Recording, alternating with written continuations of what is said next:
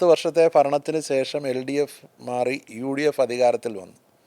വളരെ പ്രഗത്ഭനായിട്ടുള്ള വളരെ seasoned politician എന്ന് വിശേഷിപ്പിക്കാവുന്ന കെ മുരളീധരനാണ് ആരോഗ്യവകുപ്പിൻ്റെ ചുമതല വഹിക്കുന്നത്. എന്ത് മാറ്റങ്ങളാണ് താങ്കൾ പ്രതീക്ഷിക്കുന്നത്? UDF ചെയ്തതിന് ഒരു വലിയ കാര്യമാണ്. വളരെ സീനിയറായിട്ടുള്ള പൊളിറ്റീഷ്യനുമാണ്, പാർലമെൻറ്റ് രംഗത്തും സീനിയറാണ്. അപ്പോൾ അത്ര സീനിയർ ആൾ ആരോഗ്യവകുപ്പ് കൊടുക്കുക എന്ന് പറയുന്നത് തന്നെ ആരോഗ്യവകുപ്പ് വളരെ പ്രധാനപ്പെട്ട എന്നുള്ളതാണ് വ്യക്തമാക്കുന്നത്. ഇപ്പോൾ മന്ത്രിമാർ മാറുമ്പോഴത്തേക്ക് ഡിപ്പാർട്ട്മെൻറ്റ് ഒന്നാകെ മാറുകയില്ല. അപ്പോൾ അടിസ്ഥാനപരമായ ഒരുപാട് വിഷയങ്ങളുണ്ട്. ഇപ്പോൾ ആദ്യത്തെ പ്രശ്നം എന്ന് പറഞ്ഞാൽ ആരോഗ്യവകുപ്പ് ഇതിന് ആവശ്യത്തിന് പണം വേണം. ഇപ്പോൾ ബജറ്റിൽ 5% ഇതുവരെ ഉള്ളത്. ചിലപ്പോൾ അത് കൂട്ടിയാൽ മെച്ചപ്പെടും, തീർച്ചയായും മെച്ചപ്പെടും. അപ്പോൾ 5 എന്നുള്ളത് 6 7 ഒക്കെ ആക്കുന്നതിനെ പറ്റി ആലോചിക്കണം. പിന്നെ ഈ ബജറ്റിൻ്റെ 5% കിട്ടിയത് തന്നെ അതിൻ്റെ 20% ചിലവാക്കുന്നില്ല. ഒരുപാട് ലീക്ക് ഉണ്ടായിരുന്നു, അതൊഴിവാക്കണം. പിന്നെ കേന്ദ്ര സഹായം ഉൾപ്പെടെ ഒരുപാട് മാർഗങ്ങൾ കൂടുതൽ തേടേണ്ടി വരും.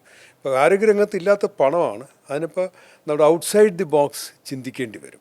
വലിയ ധനാഗമന മാർഗങ്ങൾ ആലോചിച്ച് പണം കൊണ്ടുവന്നാൽ മാത്രമേ ആരോഗ്യരംഗത്ത് നമുക്ക് ഇപ്പോഴത്തെ വലിയ പ്രശ്നങ്ങൾ മാറ്റാൻ പറ്റും. സ്വകാര്യ പങ്കാളിത്തം തീർച്ചയായിട്ടും വേണം. അത് പ്രൊഡക്റ്റീവാണ്. നമ്മൾ ഒരുപാട് മേഖല ഇപ്പോൾ ക്ഷയരോഗരംഗത്ത് ഇന്ത്യയിലെ സ്വകാര്യ മേഖല ഇടപെട്ടതുകൊണ്ടും സഹായിച്ചുകൊണ്ടും ക്ഷയരോഗത്തെ ഒരുപാട് നിയന്ത്രിക്കാൻ പറ്റി. കാരണം 70% ജനങ്ങളും പോകുന്ന സ്വകാര്യ മേഖലയിലാണ്. പക്ഷേ സ്വകാര്യ മേഖല വഴി ഉണ്ടാകുന്ന അപകടങ്ങൾ, കൊള്ളലാഭം, ഇത്തരം കാര്യങ്ങൾ ഗവൺമെൻറ് ഇടപെടേണ്ടി വരും. പക്ഷേ കേരളത്തിൽ തന്നെ 60% പ്രസവം നടക്കുന്നത് സ്വകാര്യ മേഖലയിലാണ്. ഇത് പൂട്ടിയ പ്രസവങ്ങൾ നിന്ന് പോകും. അപ്പോൾ സ്വകാര്യ മേഖല യാഥാർത്ഥ്യമാണ്. അത് ജനങ്ങൾക്ക് ബുദ്ധിമുട്ടുണ്ടാകുന്ന രീതിയിൽ വരാതെ നോക്കണം. കൃത്യമായ പബ്ലിക് പ്രൈവറ്റ് പാർട്ടിസിപ്പേഷൻ PPP മോഡലുകൾ വേണം.